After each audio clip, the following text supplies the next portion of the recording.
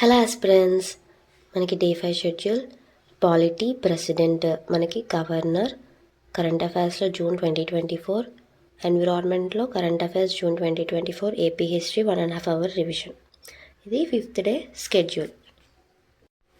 And coming to 6th day challenge, polity, vice president, judicial review, judicial activism, current affairs May 2024 and day 5 and 4 combined revision. మనకి ఆ డేస్వి revision వేసుకున్నాము. ఈ 2 days కలిపి నేను ఈ video చేస్తున్నాను. నాకు ఈ మధ్య కొంచెం హెల్త్ ఇష్యూస్ ఉండడం వల్ల సరిగ్గా వీడియోస్ చేయలేకపోతున్నాను. సో అడ్జస్ట్ అవ్వండి కొంచెం. మార్నింగ్ ఏపీ హిస్టరీ స్టార్ట్ చేశాను. నేను ఈ వీడియోస్లో మొత్తం లెంతీ క్లిప్స్ అప్లోడ్ చేయట్లేదు, జస్ట్ చిన్న చిన్న క్లిప్స్ మాత్రమే అప్లోడ్ చేస్తున్నాను. అది అన్నెసెసరీ. కంప్లీట్గా మొత్తం అంతా వీడియో పెట్టాల్సిన అవసరం లేదు, ఏదో జస్ట్ మోటివేటింగ్ కోసం అంతే. సో ఈ వీడియోలో అయితే నేను చిన్న చిన్న క్లిప్స్ మాత్రమే యాడ్ చేస్తున్నాను. ఏపీ హిస్టరీలో వందే మాతరం ఉద్యమం నుంచి మీకు ఒక క్వశ్చన్. మనకి హిందూ దారిద్ర్యం అనే రచన ఎవరు చేశారు నాకు కమెంట్ చేయండి.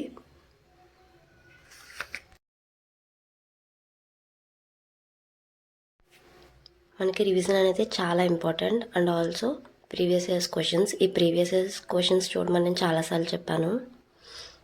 ఇవైతే చాలా ఇంపార్టెంట్.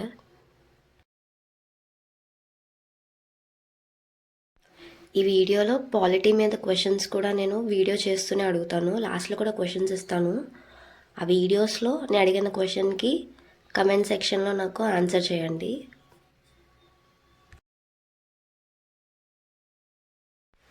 మనకి పాలిటీ నుంచి ఫస్ట్ క్వశ్చన్ ఏంటంటే, జ్యుడిషియల్ రివ్యూ అనేది ఏ కంట్రీ నుంచి ఎక్స్ట్రాక్ట్ చేశారు? కమెంట్ సెక్షన్లో నాకు ఆన్సర్ చేయండి. రిట్స్కి సంబంధించి సుప్రీంకోర్ట్ అండ్ హైకోర్ట్కి రిలేటెడ్ ఆర్టికల్స్ కూడా కామెంట్ చేయండి.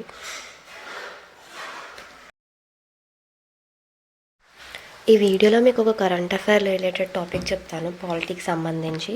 మనకి రీసెంట్గా జరిగిన లోక్సభ ఎలక్షన్స్ ఉన్నాయి కదా, 18th లోక్సభ. అందులో మనకి విమెన్ రిప్రజెంటేషన్ పర్సంటేజ్ వచ్చేసి మనకి 13.6%. అది మనకి ప్రీవియస్ ఎలక్షన్స్ అంటే 17th లోక్సభ ఎలక్షన్స్తో కంపేర్ చేస్తే ఇంకా తక్కువ అనమాట. మనకి 17th లోక్సభ ఎలక్షన్స్లో 14.4% వచ్చింది, కానీ ఇప్పుడు 13.6%కి పడిపోయింది. అండ్ రాజ్యసభలో వచ్చి మనకి విమెన్ రిప్రజెంటేషన్ 14.05% అనమాట. మనకి ఈ విమెన్ రిప్రజెంటేషన్ అనేది ఎలక్షన్స్లో లేదంటే పాలిటిక్స్లోని గ్లోబల్ షేర్ కంటే చాలా తక్కువ ఉంది. గ్లోబల్ షేర్ 26.9% ఉంది.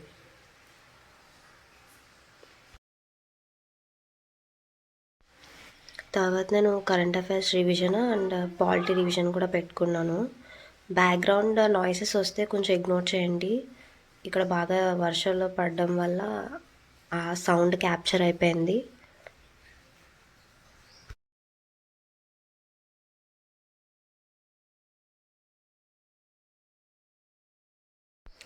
కరెంట్ అఫైర్స్కి నెంబర్ ఆఫ్ పెట్టుకోవద్దు సోర్సెస్. ముందు ఒక సింగిల్ సోర్స్ తీసుకొని దాన్ని నోట్ మేకింగ్ చేసుకోవడమో లేదంటే రివిజన్ చేసుకోవడమో ఏదో ఒకటి చేసాక మనకి నెక్స్ట్ ఇంకొక సోర్స్కి వెళ్ళాలి. అంటే ఎంసీక్యూస్ లాగా ఏదైనా మిస్ అయితే దాంట్లో చెక్ చేసుకోవాలి. నెంబర్ ఆఫ్ సోర్సెస్ పెట్టుకోవడం వల్ల కన్ఫ్యూజన్ ఎక్కువ అయిపోయి సరిగ్గా చదవలేము. సో సింగిల్ సోర్స్ అయితే పెట్టుకోండి. ఇంకా ఏపీ హిస్టరీకి వస్తే, ఏపీ హిస్టరీ రివిజన్ చేసుకుందామని చెప్పి ప్రీవియస్ ఇయర్స్ పేపర్స్ క్వశ్చన్స్ ఇవైతే నేను చెక్ చేస్తున్నాను. నేను మన ఛానల్లో వీడియోస్ కూడా ఇద్దాం అనుకుంటున్నాను. అంటే లైక్ మోడల్ పేపర్స్ ఇలాంటివన్నీ నాకు కనిపించినవన్నీ వాటి మీద వీడియోస్ చేద్దామని అనుకుంటున్నాను. ఒక వీడియో అయితే అప్లోడ్ చేశాను మోడల్ పేపర్ మీద. మీకు అలాంటి వీడియోస్ ఇంకా కావాలంటే నాకు కమెంట్ చేయండి. Need more videos on PYQs అని చెప్పి నేను ఇంకా వీడియోస్ చేస్తాను. లేదంటే మీకు అవసరం లేదని చెప్పి నేను కూడా దాని మీద పెద్ద ఫోకస్ చేయడం మానేస్తాను. అది అవసరం లేదేమో అనుకుని దాన్ని కొంచెం సైడ్ పెట్టేయడం అలా జరుగుద్ది. సో మీకు అవసరమైతే నాకు చెప్పండి, నేను ఇంకా అలాంటి వీడియోస్ చేస్తాను. అండ్ నెక్స్ట్ ఏపీ హిస్టరీ ఎవరికైతే చదవడం ఒకసారి కంప్లీట్ అయిపోయిందో వదిలేయకుండా అయితే ప్రీవియస్ ఇయర్స్ క్వశ్చన్స్ ఖచ్చితంగా చేయండి. అవి చాలా హెల్ప్ అవుతాయి. అవి కాకపోయినా ఏవైనా బుక్ కొనుక్కోండి. ఎంసీక్యూస్కి సంబంధించి లెసన్ చాప్టర్ వైజ్ ఉంటాయి. అవి తీసుకొని వాటిని ప్రాక్టీస్ చేయండి. దానివల్ల మీకు ఇంకా ఇంప్రూవ్ అవుతుందన్నమాట. మీ మెమరీ ఎలా ఉందో టెస్ట్ చేసుకోవచ్చు. దాన్ని ఇంకా ఇంప్రూవ్ చేసుకోవచ్చు. సో అది టెస్టుల కింద కూడా మనకు బాగా యూజ్ అవుతుంది. అదైతే ఆ పని అయితే చేయండి. ప్రెజెంట్ అయితే పాలిటీ చేస్తున్నాం కాబట్టి మనం ఈ ఛాలెంజ్లో పాలిటీ ఫినిష్ చేసిన తర్వాత కూడా మన పని అదే. పాలిటీ ప్రీవియస్ ఇయర్స్ క్వశ్చన్స్ చేసుకోవడం, లేదంటే పాలిటీ ఎంసీక్యూస్ చాప్టర్ వైజ్ చేసుకోవడం, అలాగా ప్లాన్ చేస్తాను అనమాట. నెక్స్ట్ ఛాలెంజ్ వచ్చేసి మంది మేబీ ఎకనామీ వద్దు, ఎన్విరాన్మెంట్ కానీ సైన్స్ అండ్ టెక్ కానీ ఈ రెండిట్లో ఏదో ఒకటి మనం చూస్ చేసుకుందాము. Maximum environment static portion finish చేసేద్దాము. దాని తర్వాత మనం సైన్స్ అండ్ టెక్ చూసుకుందాము. ఎకనామీ కొంచెం లాస్ట్లో చూసుకుందాము. నేను ఎకనామీలో అంత అడ్వాన్స్డ్ అసలు కాదు, నేను బిలో యావరేజ్ అని చెప్పాలి ఎకానమీలో. సో మీరైతే బాగా ప్రిపేర్ అవ్వండి. మనకి డే 5 and 6లో పాలిటీ టాపిక్స్ ఏవైతే ఉన్నాయో అవి నేనైతే షార్ట్ నోట్స్ చేసుకున్నాను. మీకు కూడా ఒకవేళ ఇఫ్ పాసిబుల్ మీరు కూడా ట్రై చేయండి. ఫస్ట్ కొంచెం ఎక్కువ నోట్స్ రాసుకుంటారు, దాని తర్వాత మళ్ళీ సెకండ్ రీడింగ్కి వచ్చినప్పుడు మళ్ళీ షార్ట్ నోట్స్, దీని నుంచి ఇంకా షార్ట్ నోట్స్ ఎక్స్ట్రాక్ట్ చేసి రాసుకోవాలి.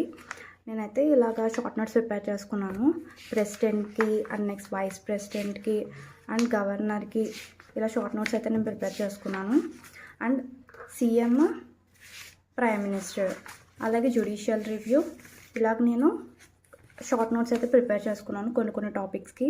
అండ్ రిమైనింగ్వి నేను కొన్ని బాక్సెస్ కింద కానీ, ఫర్ ఎగ్జాంపుల్ చెప్పాలంటే ఇప్పుడు కాన్స్టిట్యూషనల్ బాడీస్ ఉంటాయి కదా, నెక్స్ట్ ఛాలెంజెస్లో నేను చెప్తాను.